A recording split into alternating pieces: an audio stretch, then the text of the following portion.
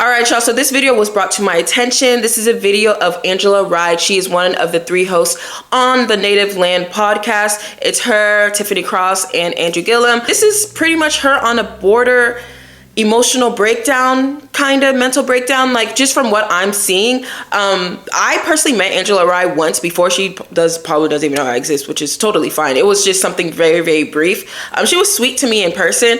I don't personally watch the Native Land pod like consistently, but I have seen a couple of their episodes. I'm just very particular in what I choose to watch, mainly because I don't like being in a position to where I am just constantly just watching and reading like a thrust of just, I wouldn't even say negativity, because Native Land Pod is not necessarily negative. It's just very like echo chamber. Like I like to have a variety of different opinions, and I like to have different perspectives on things, and that's what really like stimulates my brain and exercises my brain, if that makes sense. But that's neither here or there. So we're gonna watch this video, and I do want to do a like disclosure. This is not necessarily to like bash her or clown her, because I know some people are clowning her for crying and so forth, but this is just me naturally reacting and giving my personal opinions on what she's upset about, and also criticizing not necessarily her, but people who are so emotionally attached to our political system.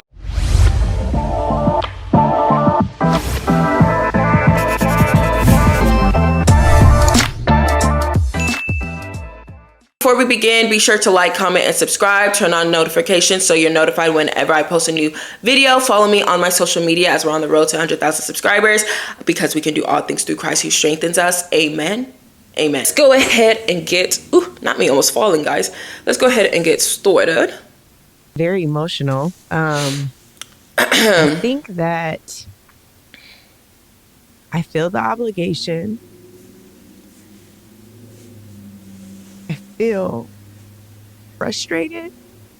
Okay, I'm just gonna stop real quick. Sorry, y'all. I know some of y'all hate when I pause a lot, but just even starting this, just seeing her so emotionally like unaligned, like it just seeing her so emotional is already a red flag in itself. This is why I always tell people, do not put your identity in your political party, because the moment that y'all are doing good, you're going to be feeling that high. The moment they're doing bad, you're going to be feeling that low. Put your identity in Jesus Christ, your Lord and Savior. That's for one.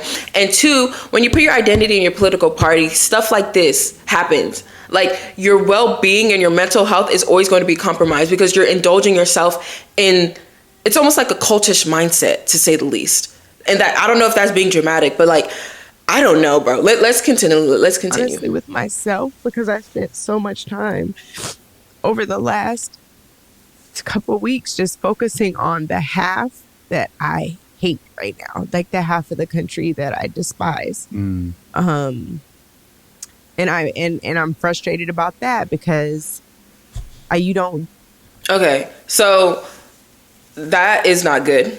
That's not good at all. I think at this point it's giving like, take a break from this space, because if you're in a position to where you hate half of the country for voting towards Trump, then that says more about you than it does about the country, in my opinion. Mainly because I personally even know people who voted for Trump, and people are in a mindset to where, if you voted for Trump, I'm not going to be friends with you. I'm not going to be family with you. Like, you're cut off. I'm not that person. Like, you can't gaslight me. Like, I am not that person, especially where we are right now in our current political climate, where people feel as if they have no choice but to choose one or the other. I'm definitely not going to stop talking to you just because you voted for Trump. I think that's ridiculous, to say the least.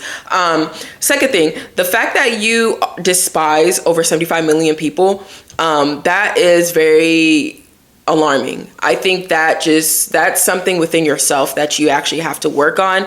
And she's not the only person in this position. I think a lot of people just have this hatred towards Donald Trump and towards people who support Donald Trump. And me personally, I think media plays a big role in that.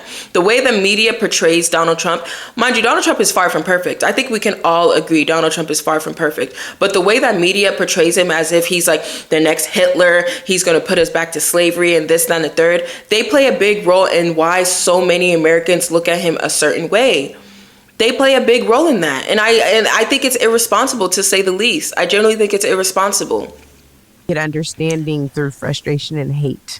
And And I think that what I like feel guilty about is knowing that there's an obligation to a whole other half, of the country, and feeling like there has to be a conversation, a come to Jesus, as they say, with so many I love people because Jesus. we are really not on the same Just had page. to put that And out I there. am at a Just loss at this point for how to get there. And so I think you guys know I'm fiercely competitive over all kinds of ridiculous things.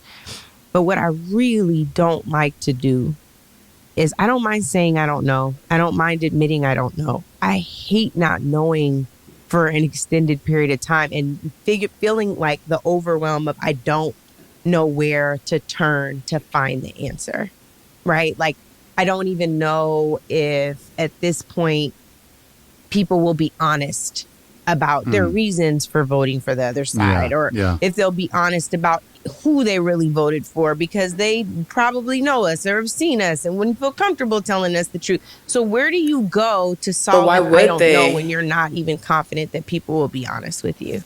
You know what I mean? And But you gotta ask yourself these questions. Why would people feel uncomfortable to be honest with you? Like, that's the first question. That's where you have to do self-reflection. Like, how deep are you in such an echo chamber to where you have a mentality to where you hate people who voted for Trump?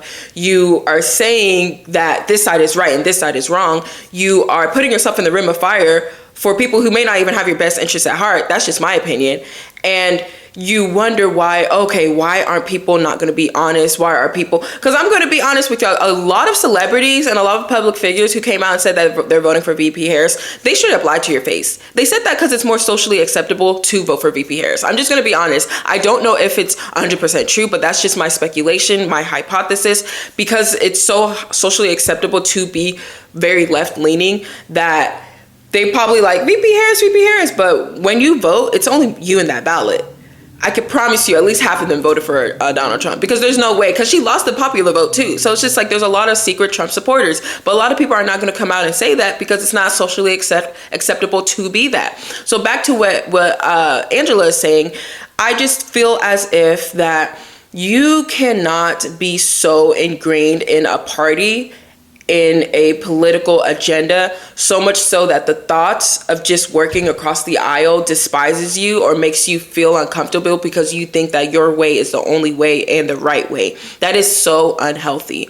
And I do thank God, and I thank God each and every day for putting me in a position and allowing me to grow, putting me in rooms, putting me in front of people that I disagree with. I don't know if y'all watched my episode where I got to actually sit down and interview Vivek Ramaswamy, where when you watch the interview, we actually had a little back and forth in regards to the voter registration age and civic engagement test and so forth. And after that interview, we shook hands, we took pictures, and it wasn't like nothing was bad. It wasn't no hard feelings because we disagreed on a lot, but it's not about the disagreements. It's about having emotional maturity to fully understand and comprehend that there is a difference of opinion.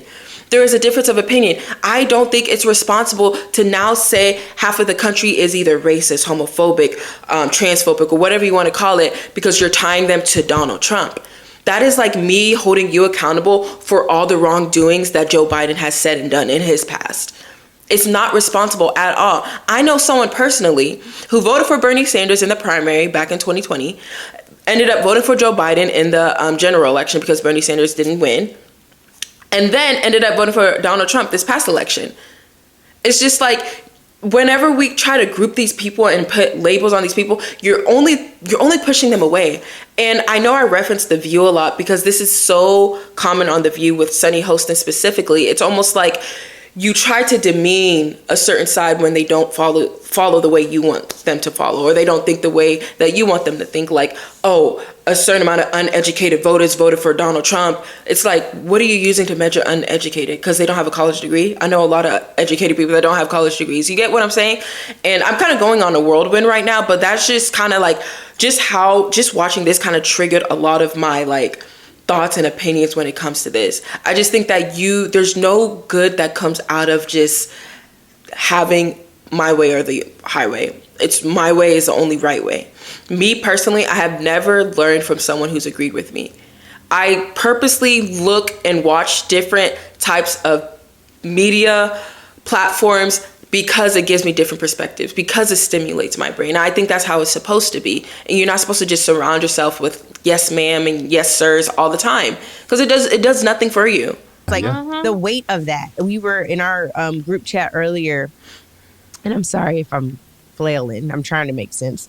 We were in our group chat earlier, and by the way, group chats are now triggering to me because I feel like, when are we just another echo chamber where we're in our own bubble? Because now we're all getting off Twitter, because now Twitter is going to be the hellscape. And now who are we going to talk to beyond our bubbles? Because we all think at least similar, maybe not the same, but similar. Anyway, I digress. My point is, we were in a group chat earlier, and there's this conversation about if the Rainbow Coalition essentially is a thing. Like, are we going to all be able to come together as people of color and do the damn thing? And the conversation was like, no, I don't think it's a thing. And I can't lose that hope. Like, if we lose that hope, we don't have a path, y'all. Like, we really don't. If we cannot figure out how to be in coalition, in solidarity on multiple challenges, on multiple fronts, for multiple policy issues,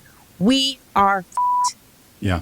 We are. Like, there's not a nice way for me to say, Dad, sorry, I had to cuss it. There's no other way for me to explain it. We are f***ed if there's no coalition, if there is no coming together for a larger group. There is no path to victory. And I don't want to lose. I don't want to lose. Well, that's where I'm going to stop it. You have to be able to take your own advice, though, because you can't just say that we have to come together as a coalition, et cetera, et cetera. That means if you want to come together as a coalition, that means everybody, even people that you disagree with, from the left and the right to the middle, wherever. That means everybody. And I just think that the biggest disservice that's happening within our community, specifically the Black community, is like this unnatural loyalty to the Democratic Party. It's so unnatural. It is so weird. It's generally weird. I need y'all to move to the center, move as independents. Because when you move as independents, you start to understand that like you can gain more from this political system as an independent and working across the aisle and working with people that disagree with you than you can with just staying in your own bubble. Honestly and truly. When we look at the example of Van Jones, for example, Van Jones, he does not like Trump. Van Jones did not like Trump. When Donald Trump was in charge, or when Donald Trump was president of the United States, this was in 2018. Van Jones went to Donald Trump with a justice-involved legislation bill, etc., where Donald Trump probably didn't like Van Jones either. And Donald Trump prioritized that bill because he was like, hey, the bill actually makes sense. I actually liked it. I liked the justice reform, etc., etc., and they actually got it done. They didn't have to be best friends. They don't have to be buddy buddies. Even afterwards, Van Jones did shout him out, but they did have a little riffraff because Donald Trump felt disrespected. But that's a different story. That's not neither here or there. But that's just a small example of just like, you have to be willing to put your emotions aside, put your feelings aside, and get what you can out of an administration that you may not like. Period. That is my number one advice to not only the Black community, but people in general. I don't care that you don't like Donald Trump. I personally don't care. I don't care if Harris was in position of power and you did not like Harris. The main goal is to milk what you can out of the people in power to better benefit your community, your state, your family, the people around you, and this country. Point blank, period. Put your feelings aside and get to work. Do you want to sit around and cry and complain about who's sitting in the president of the United States, something that you can't change? Or are you going to get out there and try to milk what you can from people who have positions of power? Which one is it going to be? Which one is it going to be? Because one thing about it, two things for sure, you can sit around, cry and complain, but guess what? The earth is going to continue to spin. The earth is going to keep spinning. So you could say all day, he's a racist, he's a homophobic, he's this, he's that, and he still has a lot of power that you can still milk out of his administration.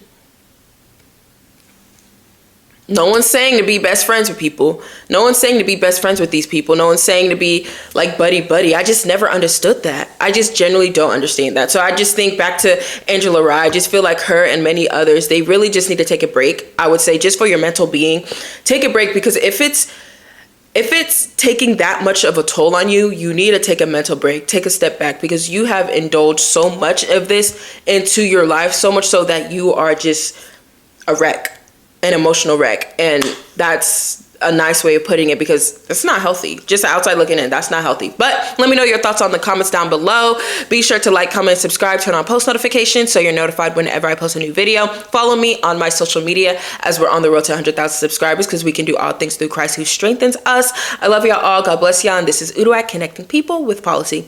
Toodles.